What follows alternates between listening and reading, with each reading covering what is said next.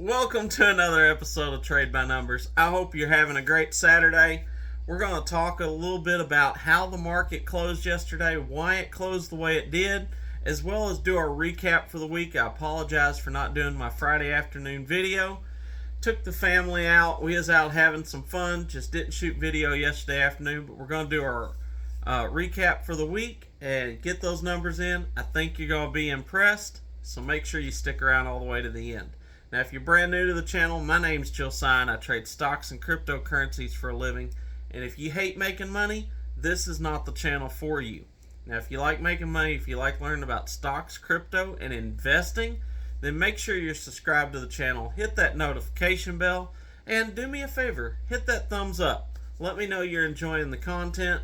And if you got any questions, you can always leave them in the comments. Or better yet, come over. Join the Investors Jumpstart program. Link is below the video. Not only are we going to be giving away some free money over there, but you've got access to me anytime you're looking at a stock, you're looking at an investment.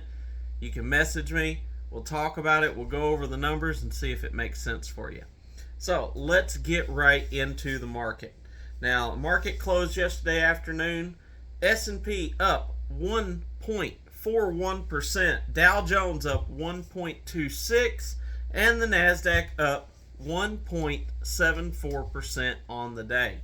Market had a great day. It rallied nicely off the news that the PCE numbers was a little bit better than expected. However, I would say that this was a gross exaggeration. When actually looking at core PCE, it really wasn't that good, I didn't believe. But the market's pumped up on hopium, and, it took off. It bursted yesterday. So what does this mean for us moving forward? Well, I'll be honest. I went ahead and bought some calls on the SQQQ. I picked those up just a little bit before market close.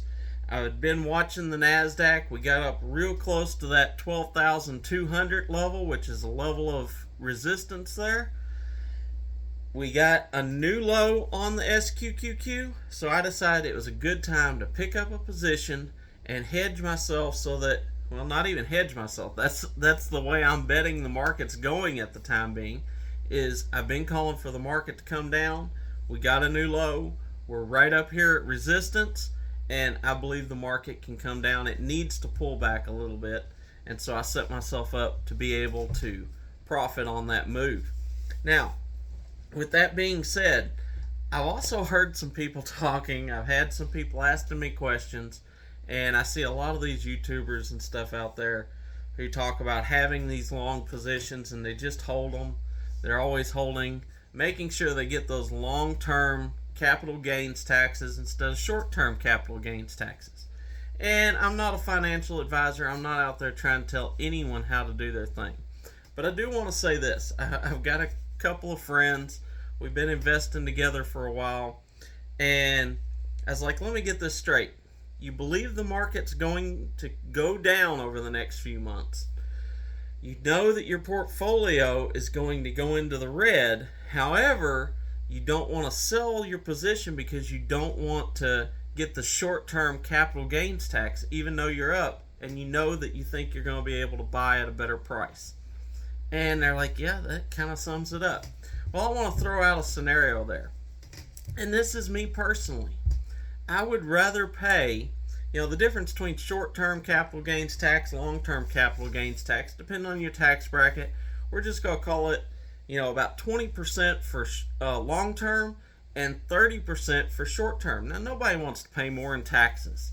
However, with that being said, I would rather pay 30% on $1 million and pay $300,000 in taxes than I would to pay 20% on $500,000 and only pay $100,000 in taxes. Because at the end of the day, if I'm paying that 30%, if I can lock in more profits throughout the year, if I can make more money, even though it's costing me a little bit more, I still end the year at $700,000 profit after taxes. So why do I want to end the year at $400,000 and only pay $100,000 in taxes? That don't make sense to me. That's just the way I'm doing it. If you're really that worried about taxes, start learning about taxes a little bit and learn how not to pay those taxes in the first place. I'm not talking about tax evasion, but learn how to set up your business properly where you're not paying enough in taxes that you're concerned you're not going to be worried about that 20 to 30% in the first place. So with that out of the way, let's go ahead. Let's wrap up the week because we had a pretty impressive week. I want to talk about it.